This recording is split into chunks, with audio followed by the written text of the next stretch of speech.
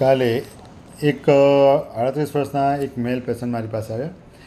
તે થોડા સસ્પિશિયસ નજરથી, થોડા શરમ સંકોચથી કન્સલ્ટન્ટ ચેમ્બરમાં આવ્યા. પછી એમણે મને ધીરેજથી કહ્યું કે સર, આ જે છોકરો છે એને બહાર મોકલો ને. મેં કીધું શું થયું, બોલો ને.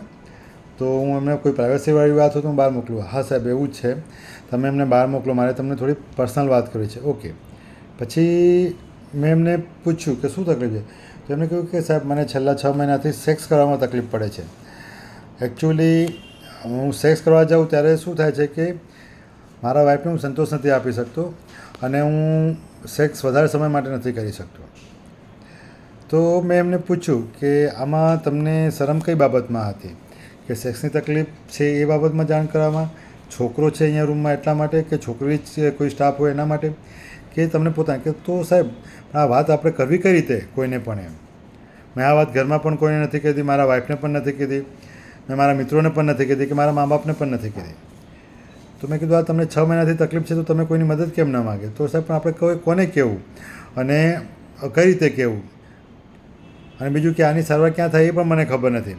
પણ મેં ટીવીમાં જાહેરાત જોઈ અને યુટ્યુબ પર મેં જોયું હતું કે કન્સલ્ટન્ટ સાયકાટ્રિસ્ટ ડૉક્ટરો હોય એ સેક્સની સારવાર કરે છે, અને એટલે હું તમારી પાસે આવ્યો છું. તો મિત્રો, સેક્સ્યુઅલ પ્રોબ્લેમ એ ઘણા બધા લોકોમાં થતી કોમન તકલીફ છે, જેમાં શરમ સંકોચ રાખ્યા વગર યોગ્ય માર્ગદર્શન લેવું જરૂરી છે, યોગ્ય સારવાર લેવી જરૂરી છે. ખાસ કરીને સેક્સની પ્રોબ્લેમમાં, મેલ હોય કે ફિમેલ, સેક્સની પ્રોબ્લેમમાં યોગ્ય સારવાર જો યોગ્ય સમય એટલે કે વહેલા થકી કરવામાં આવે તો એનાથી જલ્દી રિઝલ્ટ મળી જતું હોય છે.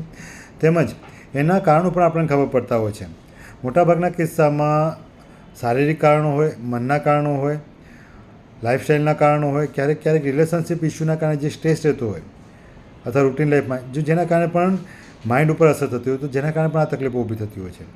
પણ ઘણી વખત લોકોને એવું લાગતું હતું કે સેક્સની તકલીફ ફક્ત ને ફક્ત જનનેન્દ્રિય એટલે કે શરીરના આપણા લોકલ પાર્ટ સાથે જોડાયેલી છે, પણ એવું હોતું નથી મિત્રો.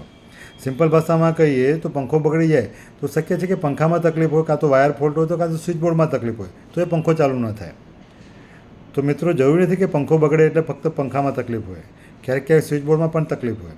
તો આપણા શરીરમાં સ્વિચ બોર્ડ આપણું માઇન્ડ છે, તો એમાં પણ ક્યાંક તકલીફ પડે, બરાબર છે. અથવા એ સ્વિચ બોર્ડમાંથી પંખા સુધી જે કરંટ લઈ જનાર જે વાયર છે, એટલે કે જે આપણે કરોડરજ્જુમાંથી જે નસો જે જાય છે, એ નસોમાં પણ તકલીફ હોય, કોઈ પણ કારણોસર થયું હોય. વિટામિનની કમીના કારણે, વાગી જવાના કારણે, વ્યસનના કારણે, થાકના કારણે, તો પણ આવી સેક્સની તકલીફો ઊભી થતી હોય છે. તો એના માટે ચોક્કસ તપાસ અને નિદાન કરાવવું જરૂરી છે અને એની સારવાર શક્ય છે.